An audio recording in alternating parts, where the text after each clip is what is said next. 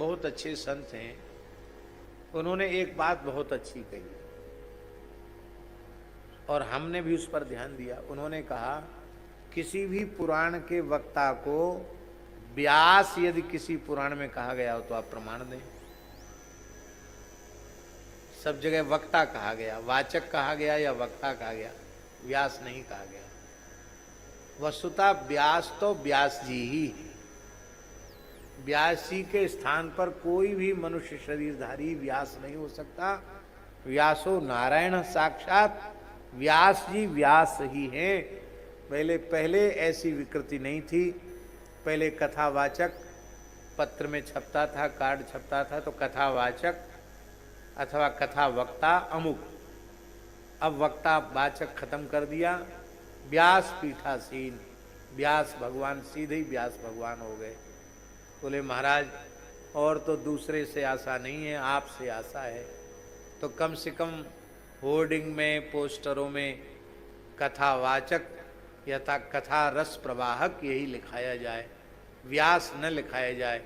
क्योंकि आपसे ही तो हम लोगों को, एक दंडी स्वामी महापुरुष ने कहा, आपसे ही आशा है और दूसरे से आशा नहीं है। आपसे आशा है। हमने कहा बिल्कुल ठीक है, हम इसको स्वीकार करते हैं और इसका जगह जगह प्रचार भी करेंगे।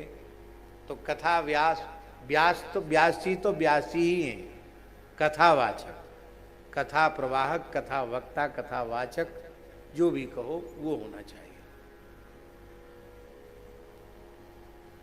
तो राम जी कथा वक्ता का बड़ा सुंदर लक्षण है, बहुत प्यारा लक्षण। और बाबा पहला लक्षण ही इतना अद्भुत दे दिया कि उसको कह दो तो एक में ही सब लक्षण आ गए।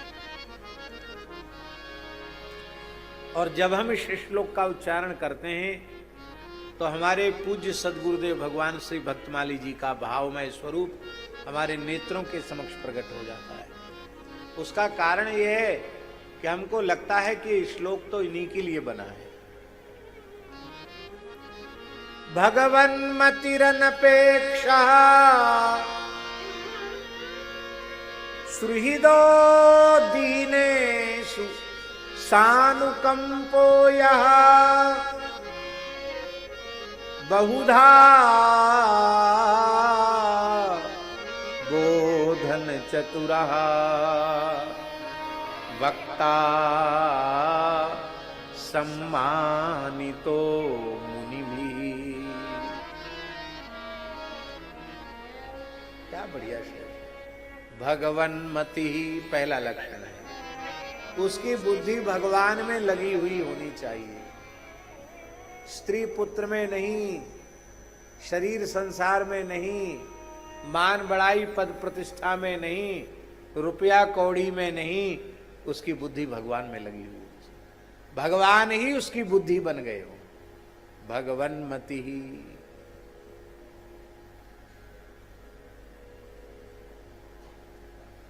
और भगवन्मति कैसे हूं? उद्धव प्रहलाद जी क्या कह रहे हैं? मतिर्न कृष्णे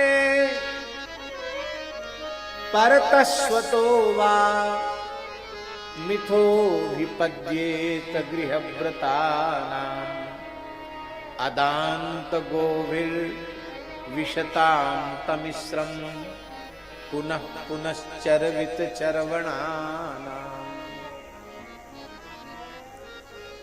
भगवान श्री कृष्ण के चरण कमलों में मति माने बुद्धि न तो अपने आप लगती है, न किसी के द्वारा प्रेरित किए जाने पर लगती है। किन लोगों की? गृहव्रतानाम, जो विषयासक्त भोगासक्त ग्रहासक्त प्राणी हैं, उनकी बुद्धि न तो अपने आप श्री कृष्ण में लगती है, न किसी के द्वारा प्रेरित किए जाने पर लगती है। अपने आप लगती होती तो कथा सुनने की क्या जरूरत थी? प्रेरित किए जाने पर लगती होती तो पहले जो प्रेरित कर रहे हैं उनकी तो लगे।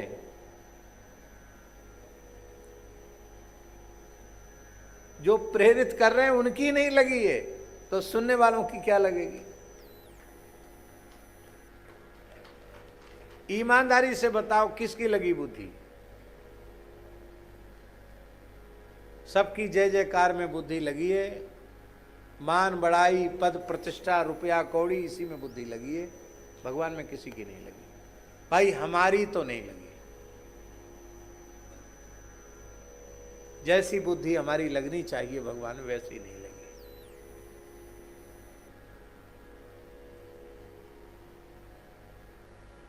संसार की उपलब्धि चित्त को हर्षित कर रही है, इसका मतलब नहीं लगी है बुद्धि। पहली बात है भगवन मति ही। कैसे लगेगी बाबा, कैसे लगेगी?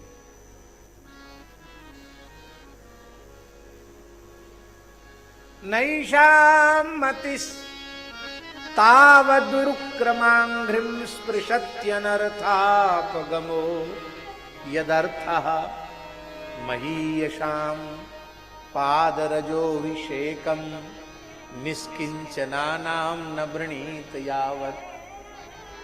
जब तक परम निष्किंचन अनुरागी प्रेमी रसिक संतों की चरण रज नहीं बन जाओगे, तब तक श्री कृष्ण में बुद्धि लगने वाली कोटि उपाय कर लो।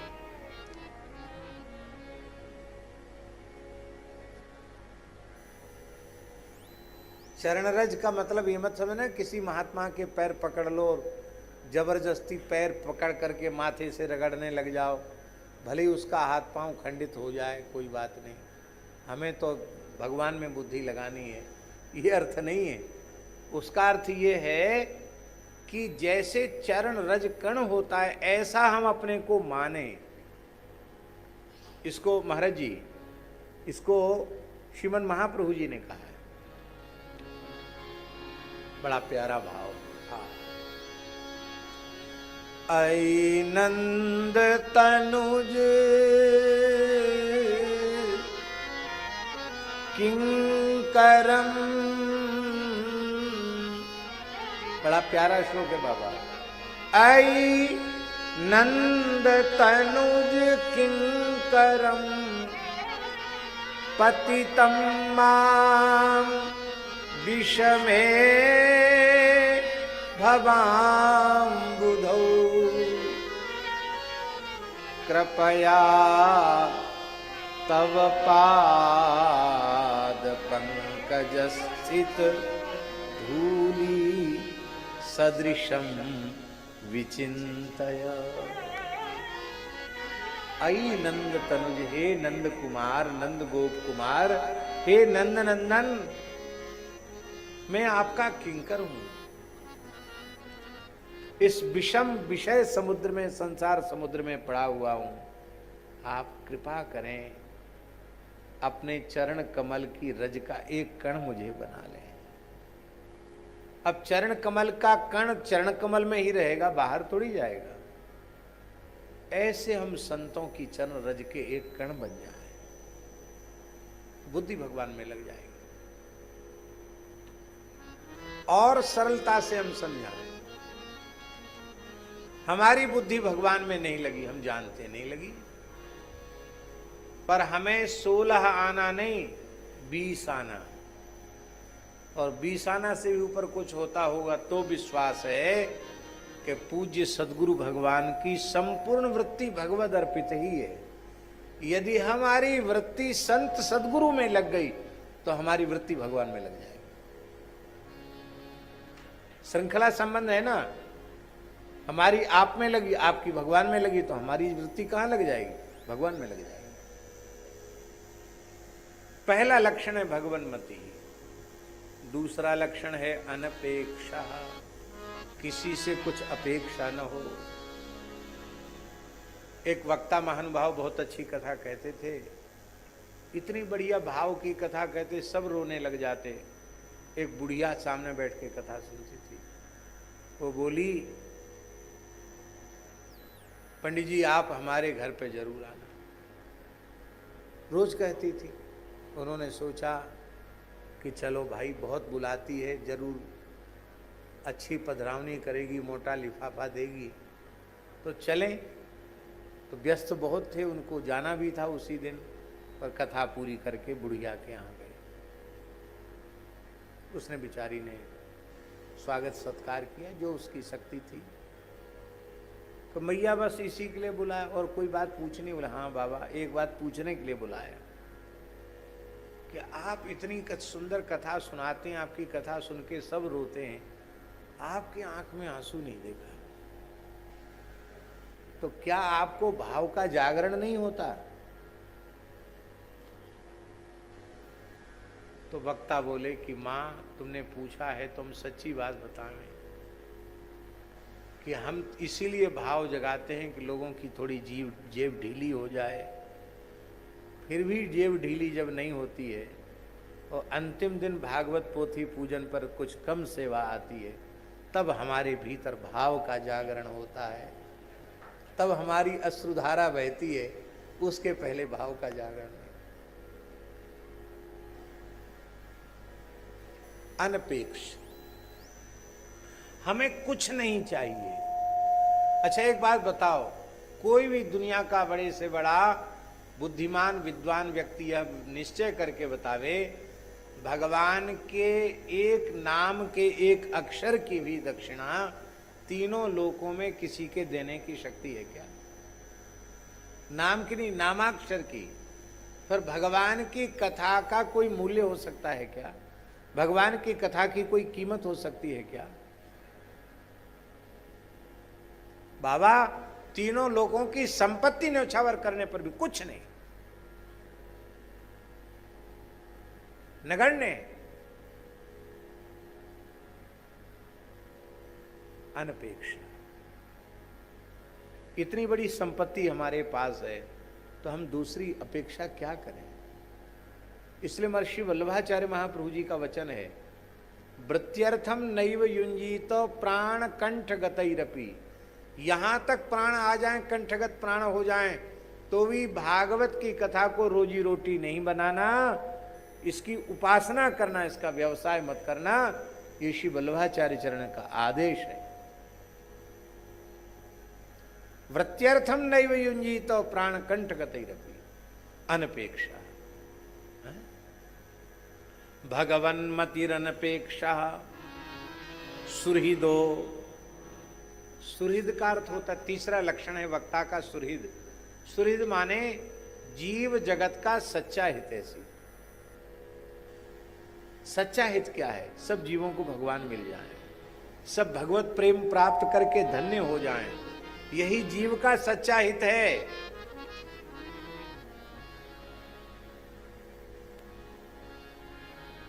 और कितने लक्षण हो गए? भगवन्मति, अनपेक्षा, सुहृदा। चौथा लक्षण है दीने सुसानुकंपा। दीनहीनों पर अधिक कृपा करने वाला। अब ये लक्षण तो महाराज बड़ा कठिन है। धनी मानियों पर तो विशेष कृपा होती है, दीन दुखियों पर विशेष कृपा नहीं होती। पूज्य गुरुदेव भक्तमाली जी की कथा दिल्ली में डालमिया हाउस में पूज्य गुरुदेव भक्तमाली जी की कथा निश्चित थी। उस समय विश्व हिंदू परिषद के अध्यक्ष पद पर थे श्री विष्णु हरि डालमिया, वही आयोजक थे और उनके घर में कथा थी और कई महीने पहले से निश्चित थी। उसी समय टीकमगढ़ जिले के एक छोटे से गांव बंधा गांव के एक साग भाजी का काम करने वाले अत्यंत निर्धन व्यक्ति ने, जो पढ़ा लिखा भी नहीं था, एक वहाँ के शुक्ला जी हैं पुजारी, उन शुक्ला जी से कहा कि गुरु महाराज को हमारी चिट्ठी लिख दो। 15 पैसा का पोस्ट कार्ड आता था, पोस्ट कार्ड पे लिखवाया उसने, महाराज हमारी राम राम पहुँचे, दंडोत प्रणाम पहुँचे और मिति इतने से इतने तक कथा बाँचवे की कृपा करें, बस आपका भगत।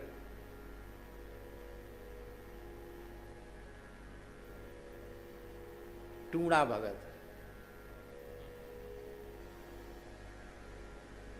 अब महाराज जी उसकी पत्र पढ़े, एकदम गदगद हो गए। इतना गरीब आदमी महाराज जी, बड़ा परिवार, छोटा खेत, बहुत गरीब। महाराज जी बोले, महाराज जी ने कुछ बोला नहीं, पत्र पढ़ा और तत्काल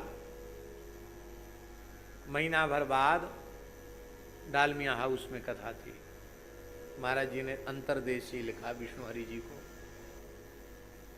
और उन्होंने कहा कि किसी के बहकाने में आकर आपने हमको व्यास के रूप में वर्ण कर लिया। ना तो आकृति अच्छी है, ना स्वर अच्छा है, ना कोई लच्छेदार कथा कहनी आती है।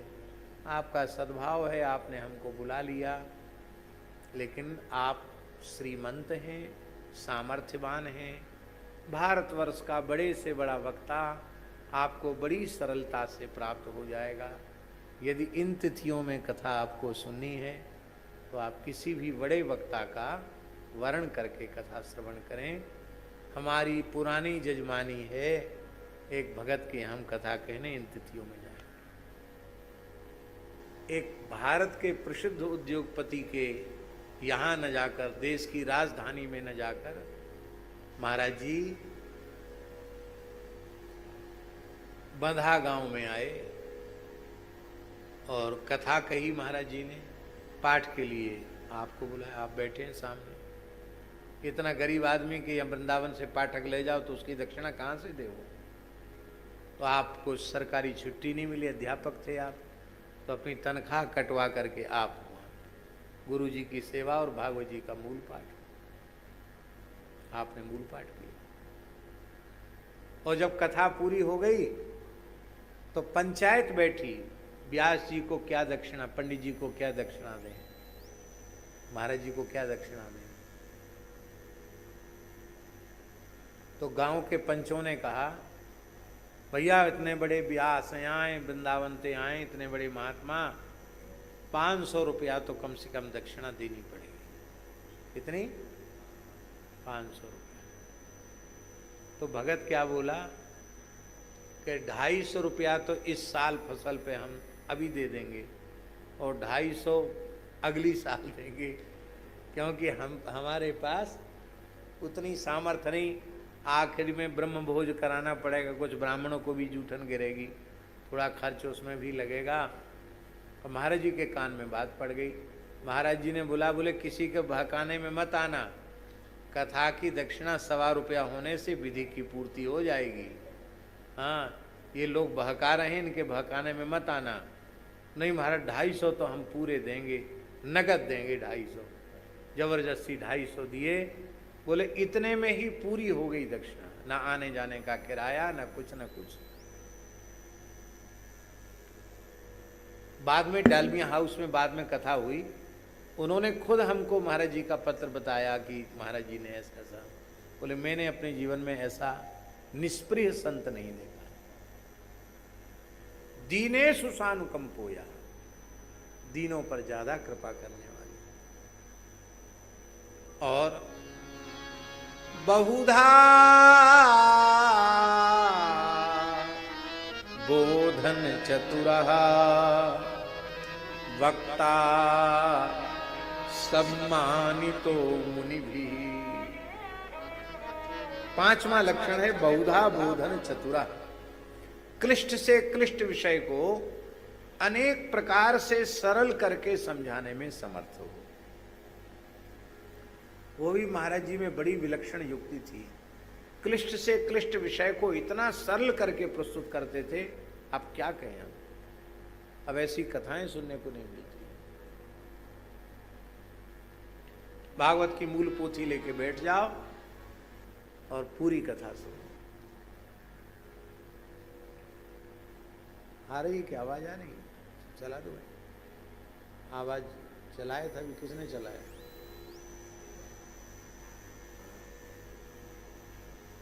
तो राम जी इतनी सरलता से उनकी वाणी प्रकट होती थी। महाराज जी कहते वक्ता सम्मानितो मुनि भी। ऐसे लक्षण यदि किसी वक्ता में हो तो वह मनुष्यों के द्वारा सम्मानित नहीं, बड़े बड़े ऋषि महर्षियों के द्वारा ऐसा वक्ता सम्मानित होता है। वक्ता सम्मानितो मुनि भी। और इन समस्त लक्षणों में पहला लक्षण ही प्रधान है, भगवन्मति। ये हो जाएगा तो सारे लक्षण अपने आप आ जाएंगे।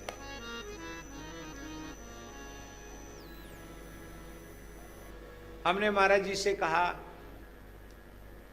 महाराज जी आपके द्वारा श्री मलुकदास जी का एक अष्टक लिख दिया जाए तो बहुत अच्छा होगा, शिखरणी छंद में। और महाराज जी के लिए संस्कृत रचना ऐसी थी जैसे पहले से रटा रटाया हो। वो लिखकर कभी काटते नहीं थे, सीधे लिख देते थे। तो हमसे बोले ठीक है। तो हमने दूसरे दिन पूछा, महाराज जी लिख दिया? नहीं लिख पाए। तीसरे दिन हमने कहा, हमसे बोले ये भगवत धाम जाने के लगभग 7-8 महीने पहले की बात। बोले पंडित जी सच्ची बात बतावें तो कुछ लिखने के लिए मन बुद्धि को बटोरना पड़ता है, और इस समय हमारा मन बुद्धि कहीं लगा रहता है, वहाँ से एक क्षण के लिए भी हटाने में बहुत क्लेश होता है। तो पहले तो हम लिख लेते थे, लेकिन अब हम नहीं लिख सकते। ऐसा कहकर भावुक हो गए। अब हम आपसे पूछते हैं, कहीं लगा रहता है जहाँ से मन बुद्धि को हटाने में बहुत क्लेश होता है, वो कहीं कौन सी जगह पर उनका 1 इंच भूमि धरती पर खरीदी नहीं, कोई उपाधि ली नहीं, कोई बैंक बैलेंस किया नहीं, 1 रुपये कौड़ी का संग्रह किया नहीं, कपड़ा भी फटे पुराने, वो कहाँ उनकी बुद्धि लगी रहती? वे हैं श्री ठाकुर जी। ये है भगवन्मति। मति तो पहले भी, लेकिन आज जाने का समय आया तो और अधिक अंतर्मुख हो गए, पूरी तरह वृत्ति श्री ठाकुर जी में लग गई।